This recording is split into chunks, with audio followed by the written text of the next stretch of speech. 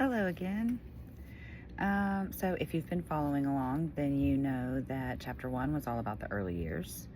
The middle school sweet puppy love with David, the first boy who ever made me feel special.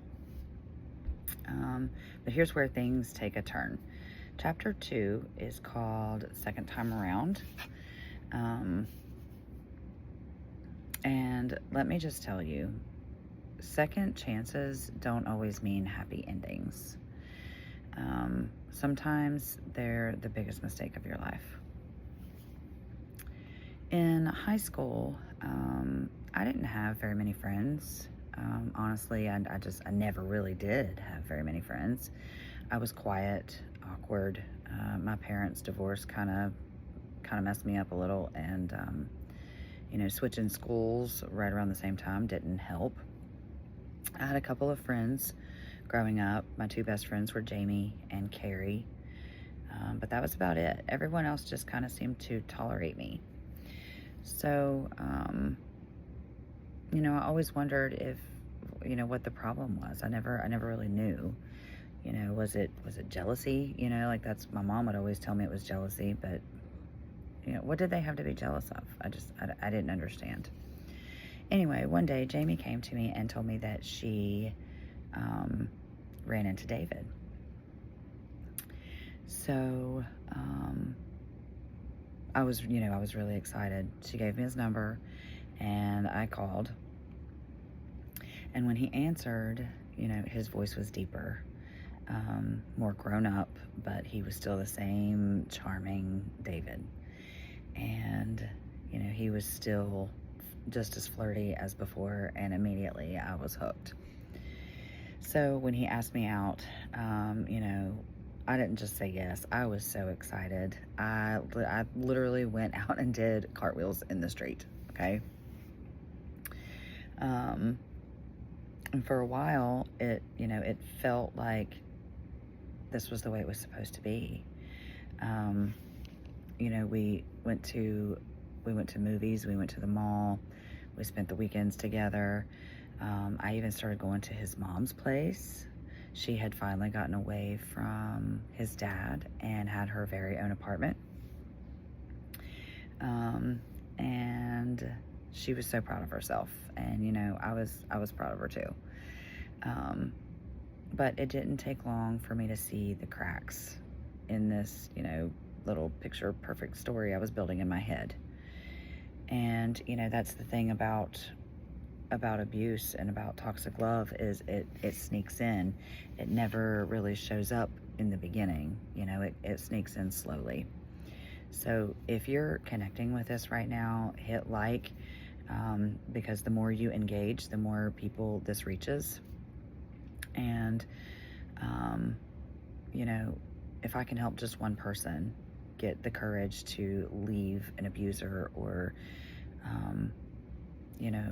just put themselves first in any way, I will feel accomplished. So make sure you subscribe. I'm sharing all of the chapters of my book before I get into my Self-First Revolution program that I'm working on. And if you want to go ahead of me and get the full story, you can purchase my book through the link in the description. So back to David's mom. She was sweet. She had a good heart, but she was very much a nag.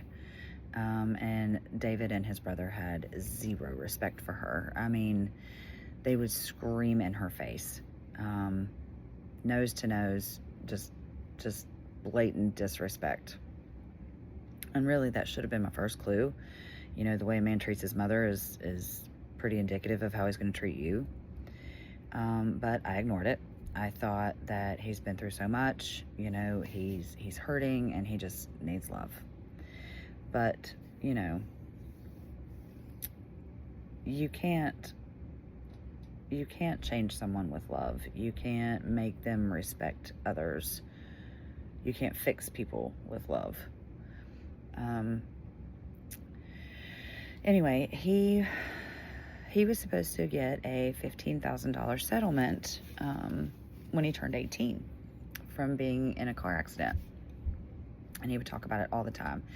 And he was going to buy a car, and he was going to buy us a trailer to live in. And, we'd planned this life together, and, we were planning our future. And at 16, this sounded like a dream. I thought it was forever. I dropped everything for him, including school. I dropped out in the 12th grade, just months before graduating, because, he would want me to spend all my time with him. He would want me to skip school, and I would do it.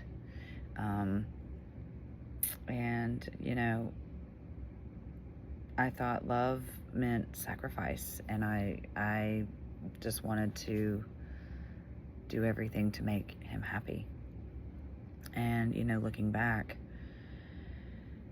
that was one of those, make or break moments in my life. My Mr. Destiny moment, if you've ever seen that movie, it's old, from the 80s, but if I had just stayed in school, if I had just not picked up the phone and called him, my life could have been on a completely different track. It would have went a completely different direction. But I called him, and, little by little, I gave up everything.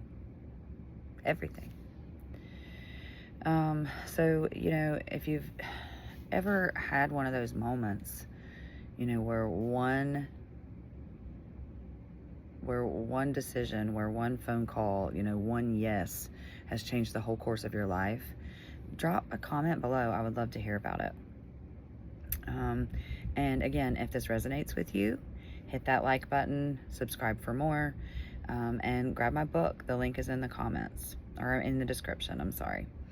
This is just the beginning of how the second time around with David became the biggest mistake of my life. At first it was just him wanting to spend all of our time together, and then it turned into just pure control. He would make me call him from the payphone at school on my lunch, and we would stay on the line until he heard the bell ring.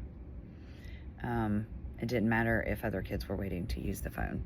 If I hung up, no, I'd pay for that later. And then jealousy started. I couldn't even look at another guy without him accusing me of something. And then came all the mind games. He would twist my words, push me into arguments, manipulate me into saying things, making everything my fault. And, and just like that, slowly but surely, he was breaking me down. About 6 months in is when his true colors started coming out, and that charming guy that, I thought I was in love with was gone. And in his place was someone cruel, controlling, and manipulative.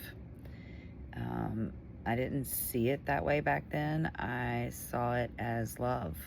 I knew that he didn't really know how to love. And, I thought when someone was all-consuming and jealous and dramatic about you that they loved you. And that's how I got trapped. So chapter 2 was really about the start of the whole spiral. And it's where I thought I'd found love again, but really I was walking straight into a nightmare. It was only the beginning of control, manipulation, jealousy. And chapter 3 gets darker. The further we go, the darker it gets. And that's when that's when the real abuse starts to show itself. So please, make sure you're subscribed so you don't miss what's coming up next. Hit the like button if this story resonates with you, or share it with someone who might need to hear it. And don't forget to grab a copy of my book. The link is in the description. Thanks again for being here. Thanks for listening, and thanks for walking through my journey with me. Together, we're breaking the silence. And together, we're starting the self first revolution.